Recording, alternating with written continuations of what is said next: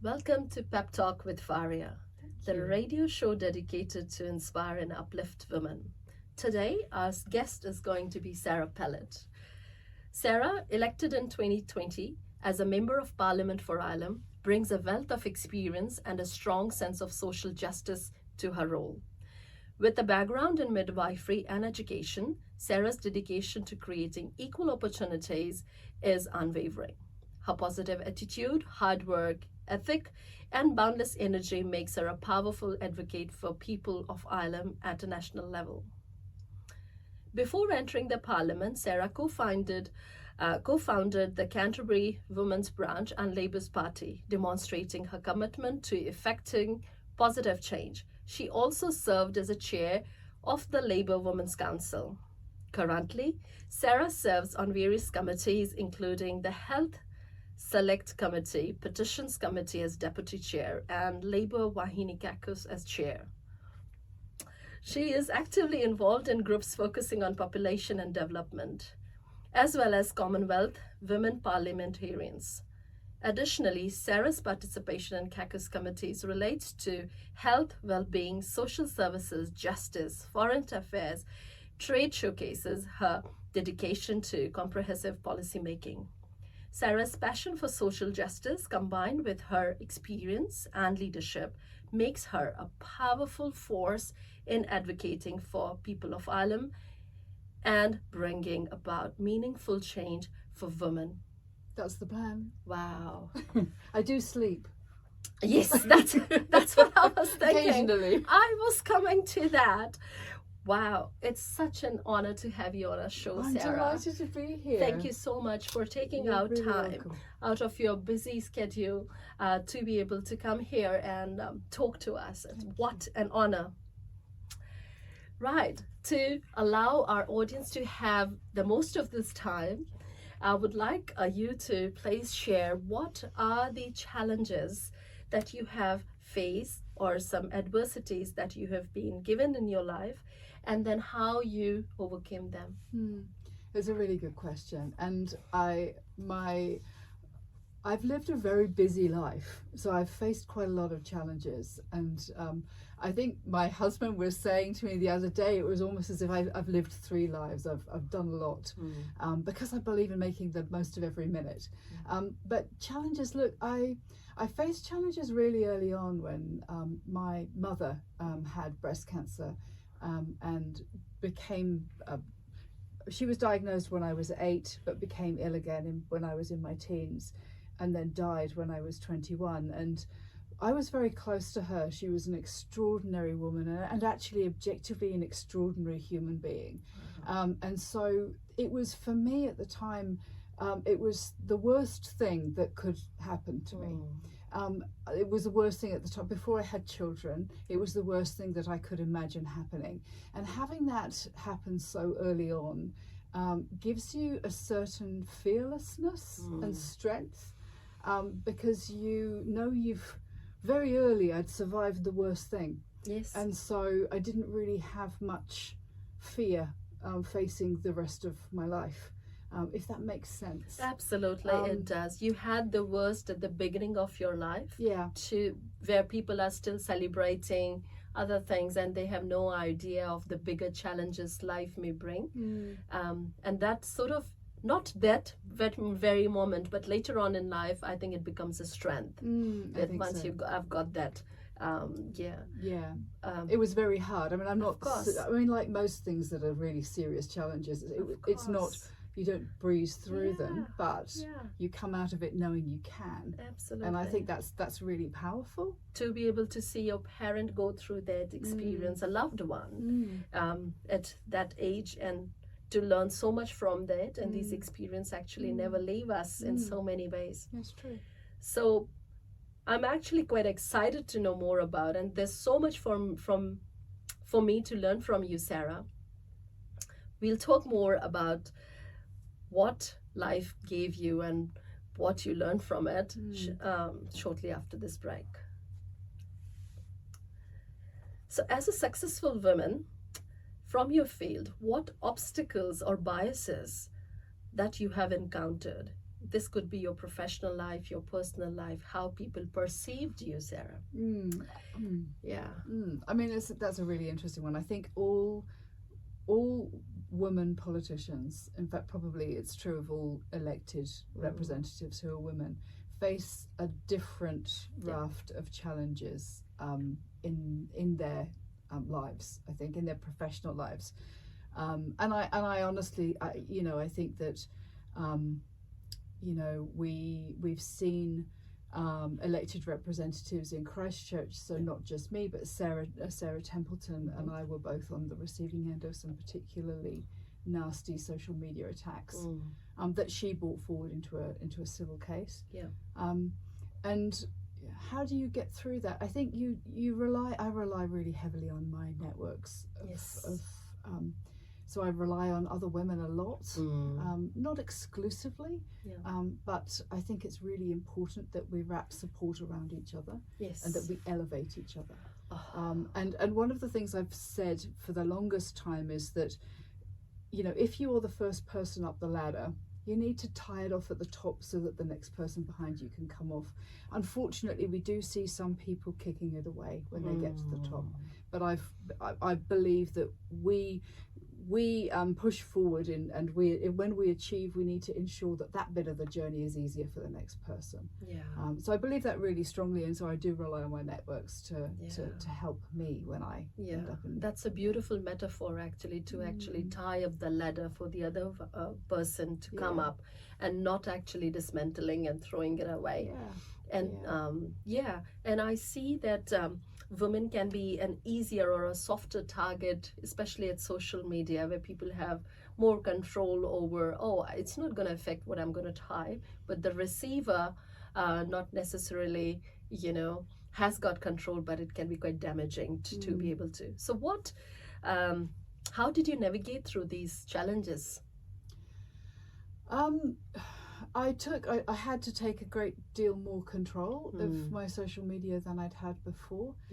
And I have become and am very unapologetic about that. So if I'll put a post up, I'll take control of what comes through in replies by using muting and blocking more than I did before. And that's not to silence debate, because I'm really keen on engaging in debate, in healthy, positive, constructive debate with people that disagree with me. This is really important. It's a critical part of our democracy. But threats and abuse are not constructive, healthy debate. And I don't feel the need to allow that. I think it's really important that I do what I can to make my feeds a safe place for other people, so that they can learn, they can find out what I'm doing and engage with me in a way that isn't actually going to threaten them, because reading threats to me actually resonates all the way through the community. Absolutely. And this is just not about being a politician. This is more about being a person behind that role, isn't it? Because after all, we wear so many hats, and we are just playing, we're trying our best to do justice to our roles. We are not the role only. It's a part of us. And the way I know you, and I know I only have seen the tip of the iceberg, you're such an amazing person, and you're very resilient. And our conversations that we have had have varied, from countries to cultures to different points of view. True, we do talk, So, and it's important for people to see, especially in women who are at the top of things, who are juggling things, who are trying to make a difference for ourselves and for others, to appreciate where they are and who they are, isn't it? I think so. And I think going forward from that point, it's like what drives me is making positive change. It always has. It's like I've seen my purpose as being to make things better for other people, not so much you were saying for yourself, not so much for myself. Some of the things that I push forward really strongly are of personal disbenefit to me. But if they're broadly for the good of the community, then I'm going to support them. And resilience is a funny old word, actually. It really is. And I think that it's a lot of the stuff that we experience is just, it's not okay. I think people do need to reel themselves in a bit and realize that they are not expressing the best part of their humanity. They're not enabling us to engage in the best possible way. Yes. But I think that as far as me approaching it, I think that accessing compassion is really important. Yeah. You know, I'll first look at, do you know, I actually feel really sorry for people who are expressing those views, because their world must be a dark place. Yes, they need quite help. Lonely. Yes. Yeah, I mean, you know, it's like without being, yeah, but some of them do, I think. Some of the comments come through and you think, yeah, actually, I feel for you. However, having compassion doesn't mean I allow them to continue. Yes. Because it's a bit like, you know, if somebody is in pain and they lash out, they're still causing pain when they hit you. Absolutely. Right? That's where boundaries come in. Yeah, I think so. Boundaries are really important. Yes, boundaries are important, and sometimes just telling ourselves, because there have been times in my life where I have been my best critic based on the opinion of those who were around me. And it took some time to unlearn that, and to learn that I'm worthy of who I am, irrespective of what others say about me or feel about me. To say that this may be not about me, so this is about them and not about me. So differentiating. So if we talk about self-belief and the inner talk, I want to get in right there. Go on, go for it. What will you share as your key strategies or practices that you have employed in your real life? Like, think of a situations where you're like, no, I'm gonna do this, or confidence, for resilience, or self-belief actually, that you would like to share in your personal life. I was talking a little bit about my mum earlier on, and I think that one of the things that she gave me was an unshakable moral compass, which is really helpful, because it does mean that when you, I've always said, look, I don't mind if you don't help me. Like, you know, I don't mind if you disagree with me, if you don't help me, if you don't like what I'm doing. But please, if I'm trying to do some good, can you just step aside? You know, it's like, just don't get in my way. And because I will continue. You know, it's like I have a very strong streak of tenacity and relentlessness. If I think that what I'm doing is right, and my compass will be directing me towards what's right for other people, in a way that's empowering, not taking over. I'm not going to do to people. I want to enable them to give them the power to move forward in their lives, not to actually just come in as the you know, the savior, because that's not a resilient, that's not a process that's going to endure. You can't set things up so that when you're no longer there, they fall down. You have to set things up so that you empower the person who actually needs that to continue the role. So, you know, I kind of, you know, come in, support, move away, move to the next thing. So I think fearlessness is really important, and tenacity is really important. Not believing at what other people say about you, not taking on board what other people say about you unless it's from people who you would take advice from, was a really good that was a really good piece of advice that I read, was just like, don't invest in other people's opinions unless you respect their opinion, right? And there are a lot of people whose opinion I don't respect, who have opinions about me, so it's meaningless to me. If it was my husband or you or some of my other friends, you know, who said, hey Sarah, you know, mate, you're on the wrong track there, this was not a nice way to move through the world, I would absolutely listen and take notice. Other people, nah. You know. I think that's really a key point, isn't it? That who is it coming from? I get reminded and of why. And what's why? Their intention? What's their intention? Are they doing it themselves?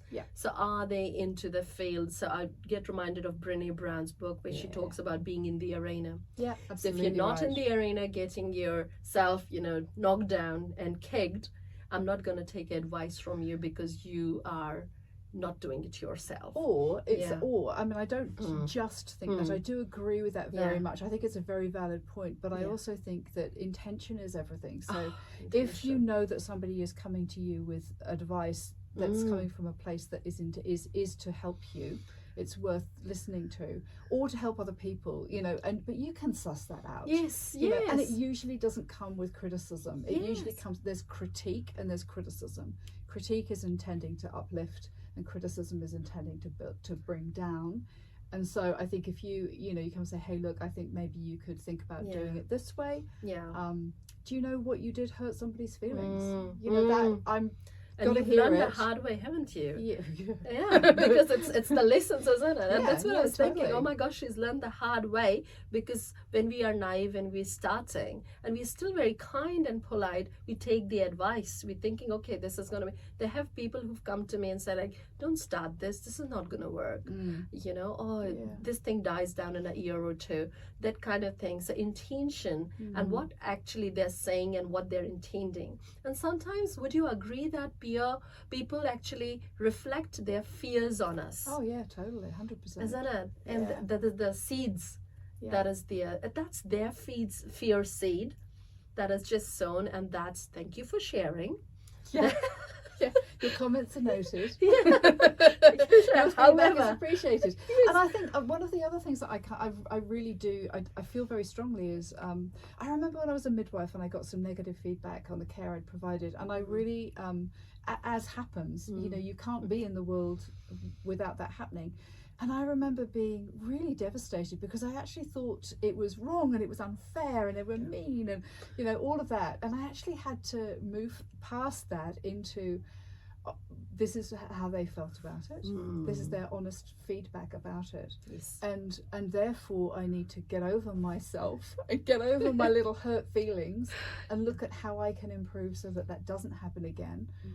Or alternatively, if it genuinely isn't true, their feelings are accurate, but the events didn't happen, then you can move past that. You know, it's feedback as koha. It's a gift. Oh, you wow. know, so it doesn't have to be a gift that you take into your heart as being utterly relevant to you and everything that you do. Like all gifts, I can give you a gift and you can go, thank you, I appreciate it, and look at it and go, I don't play golf, so I don't need golf balls, but thank you, I'll find a good home for them. You wouldn't even necessarily share that with the person who gave it to you. So you're the one that gets to assess whether a gift is meaningful to you, because you know who gave it to you, you know why they gave it to you, and you know if you can use it or not. So for me, I'm not afraid of feedback, because I can process it as a gift that may or may not be meaningful to me.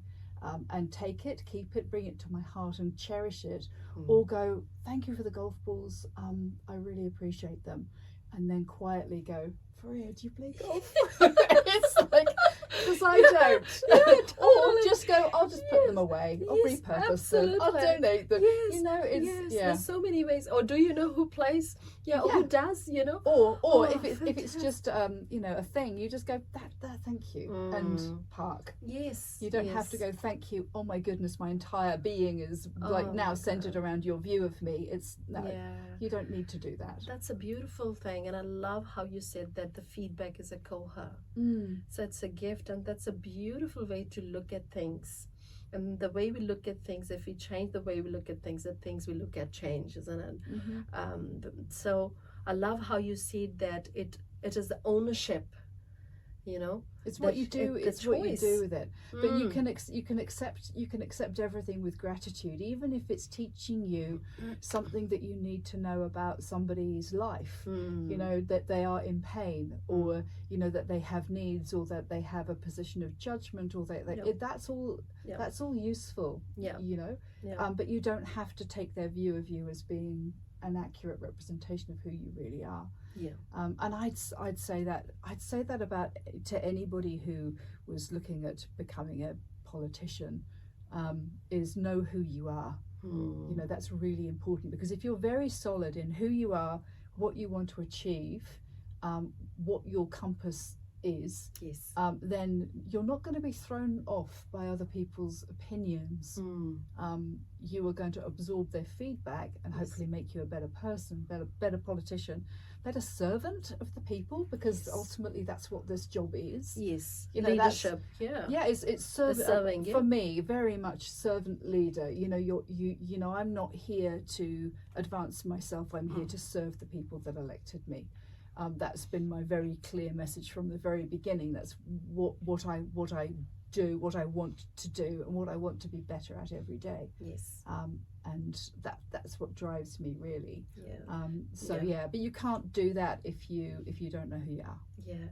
And I think you serve others with a lot of heart. Like, I've seen you attending so many cultural events in such diverse groups. I've seen you in political debates in schools. I've seen you in different types of events. And of course, these are in addition to what your role is. So on top of that, you are taking a lot of things because you just want to give out the message and serve the community. And I think being accessible is another thing that is important, and which I love about you, that you're quite accessible in terms of listening. And at times, for us women, it becomes quite a place that since we're doing a lot of other things, we lose connection with who we are. Yeah. So how do you maintain that? It is really hard, because this role is a very large role, and it doesn't really end. So we do have to, I have to find time, but it has to be created. Yes. So I have to be disciplined about making sure that I still have some time with my family. Yeah. Yes. My family and my husband, and but to be fair, it's reduced by the role. That is reduced by the role. Yes, and I think women who decide to take the extra mile somehow have to try and strike the balance. And like, I've only just started, but there is a lot of support that I expect from my family. And I think the family becomes the place where you bounce off, isn't it? It's like the trampoline that you go back, bounce off. Yeah, it is. I mean, I think I'm fortunate. My husband's my safe place, and my biggest cheerleader, and he's the person who's got my back. And I'm the same for him. To be fair, it's not a one-way street. Yes. I'm very, very fortunate, because it would be very hard without that person. It might be a mother or a sister or a friend. Yes. But who we have got. Who you've got, who has always got your back. And I've kind of thought, I hope that the community knows that I've got their back. Yes. It's that's always been really important to me. And I'm not always going to agree. I can't agree with everybody.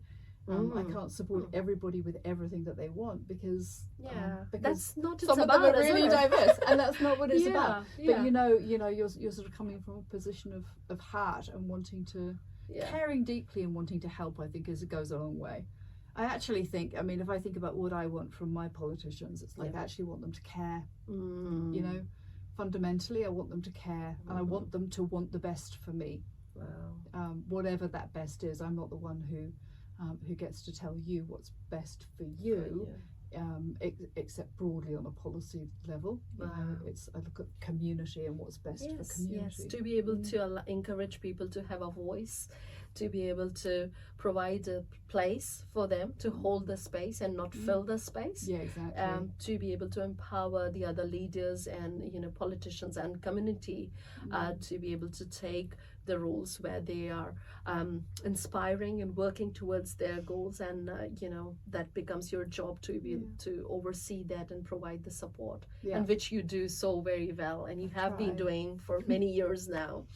And so just to this show, the time is running. I wish I could dilate it somehow. Episode 2. Episode 2. Yeah, let's do that. Let's do that. What will be your pep talk to women who are feeling discouraged or facing challenges in their personal or professional lives? Okay. Apart from what we've already said, I'd say, look, failure is not falling, right? It's like failure is not falling down. Failure occurs after you have fallen down if you don't get up. right? So never be afraid or embarrassed if you don't succeed the first time. Just pick yourself up, dust yourself off, get your resources, and go again. And also, you do have to know when to stop too. You know, there's no point in bashing your head against a brick wall. It's not going to move. So you know, learn where to put your energies, but don't be afraid of failing. It's not the end. It's just the beginning of the next part. And it's how a lot of us learn. You know, there is. I challenge you to find a single person who's a huge success in life, whether they're, you know, a sports person or an academic or any form of leader or a politician who hasn't had, who's basically had a completely smooth run of it. It doesn't build character. It doesn't give you anything to teach. Yes. Yeah. Yes. So yeah, get up. Don't worry about it. It's okay, and it doesn't define you. Wow.